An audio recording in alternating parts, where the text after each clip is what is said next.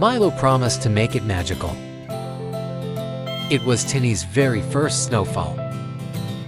That morning, their owner left for work.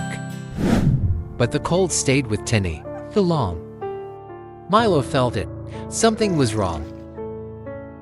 Someone had to help, and Milo knew who. Through the snow, he ran for his brother. Could Milo save him?